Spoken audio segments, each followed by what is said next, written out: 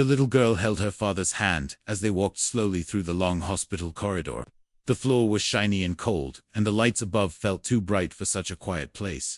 She had been coming here with her father every week, and every time her eyes searched for the same sight, near the large window at the end of the hall. There was a girl sitting in a wheelchair. Her body looked small, wrapped in an old sweater that seemed too big for her age. Her legs were still and thin, and her hands rested on her lap. As she stared outside, watching birds fly freely in the open sky, the little girl always felt something heavy in her chest. When she saw her today, she stopped walking and pulled her father's hand. "Daddy," she said softly, "why does that girl always sit there alone?" Her father followed her gaze and sighed quietly. He had noticed the girl too. Many times before, she was always there, always alone, always silent. "Some people don't have anyone to sit with them," he replied gently. "Sometimes life is not kind to everyone." The little girl frowned and looked again at the girl in the wheelchair. "She doesn't look bad," she said. "She looks lonely for her father." Cadence, and the girl in the wheelchair moved her hand, and the book she was holding slipped from her fingers. It fell to the floor and slid across the corridor, stopping near the little girl's feet. Without thinking, she ran forward, picked up the book, and walked toward the wheelchair. "Hi," she said, smiling. "You dropped this." The girl in the wheelchair looked up surprised. Her eyes were big and cautious, as if she was not used to people talking to her. Thank you," she whispered. Her voice was soft, almost shaking him. "Lily," the little girl said proudly. "What's your name?" The girl hesitated for a moment, then replied Maya. Lily sat down on the floor in front of her, without caring about the cold surface. "What are you reading?" she asked. "It's just a story," Maya said quietly. "I like stories," Lily said. "They take you to places where you don't feel scared anymore." Maya looked at her, surprised, and for the first time a small smile appeared on her face. From that day on, Lily looked forward to visiting the hospital. She would bring crayons, papers, small toys, and sometimes snacks. She would sit beside Maya for hours, talking about school, about cartoons, about dreams. She never asked why Maya couldn't walk, or why she lived in the hospital. She didn't see a wheelchair. She saw a girl who laughed at silly jokes, and liked drawing houses with big windows and gardens full of flowers. Maya, on the other hand, waited eagerly for Lily. She counted the hours until she heard her footsteps in the hallway.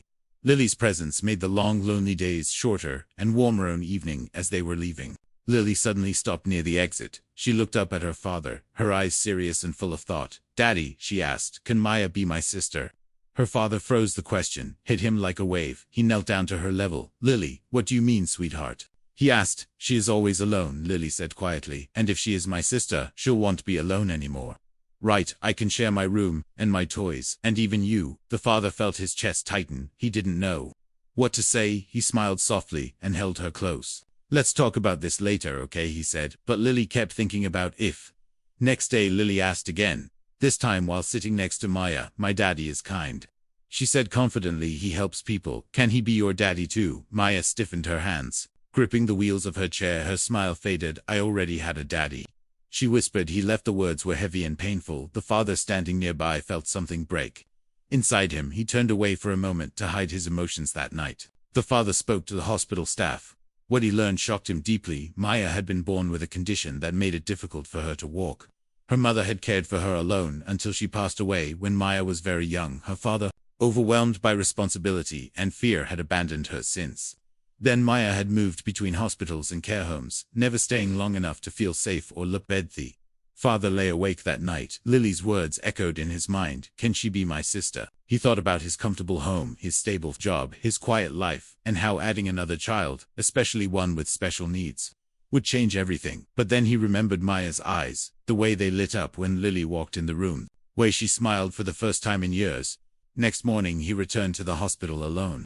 He found Maya by the window, as usual, watching the birds. "Hello, Maya," he said gently. She looked surprised.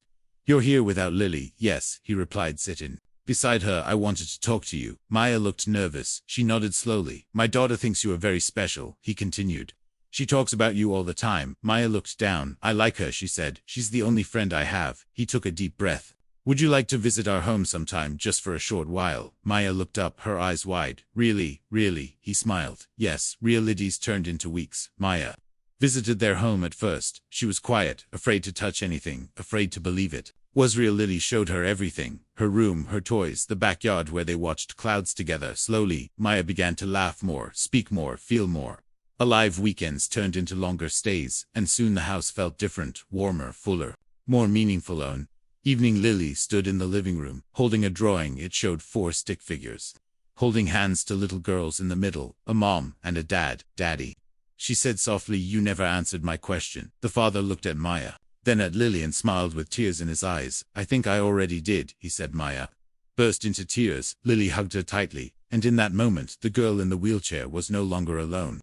She was a daughter, a sister, a part of a family. Maya stayed quiet that night, even after Lily fell asleep beside her on the soft mattress. Lily had insisted they share the room, and placed her favorite blanket over Maya, like it was the most natural thing in the world. The ceiling fan moved slowly, and the room smelled of clean sheets, something Maya was not used to. She stared at the ceiling, afraid that if she closed her eyes, everything would disappear. Just like all the other places she had stayed before, but this place felt different. It was warm, it was safe, and most of all, someone had chosen her. Next morning, Lily woke up early and jumped out of bed. Today, I will show you my school bag, she said excitedly. Maya smiled and slowly pushed her wheelchair closer. Lily talked without stopping about her friends, her teacher, and the swings in the school playground. Maya listened carefully. Every word felt precious, like she was being allowed into a world she had only watched from far away.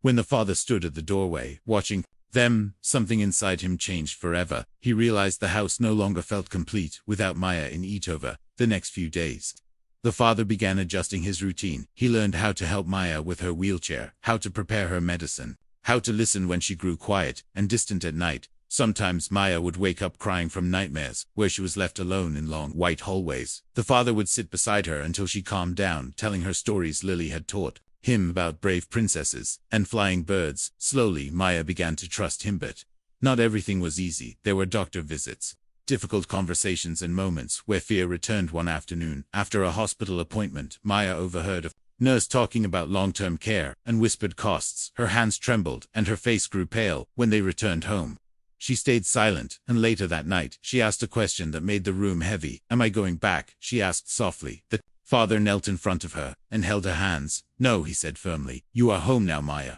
cried harder than she ever had before. Process was long. Paperwork, interviews, home visits, but Lily never once doubted the outcome. She told everyone at school. She had 2 sisters now, even corrected her teacher when she said, only child, my sister uses a wheelchair. She said proudly, and she is the bravest person I know. Children stared at Maya sometimes. When they went out, some whispered, some pointed, but Lily always stood tall, holding Maya's hand, teaching her that love was louder than judgment. Day. Lily fell sick with a high fever. Maya refused to leave her side. She wiped her forehead, reminded her to drink water, and stayed awake all night watching her breathe. The father watched from the doorway, realizing something beautiful had already happened. These girls were sisters, long before any paper made it official. Passed, and the final approval day arrived. The father gathered both girls in the living room. His voice shook as he spoke. Maya, you are officially my daughter now. Lily screamed with joy and hugged Maya tightly. Maya could not speak. Tears streamed down her face as she looked at the man who had chosen her, who stayed, who did not walk away.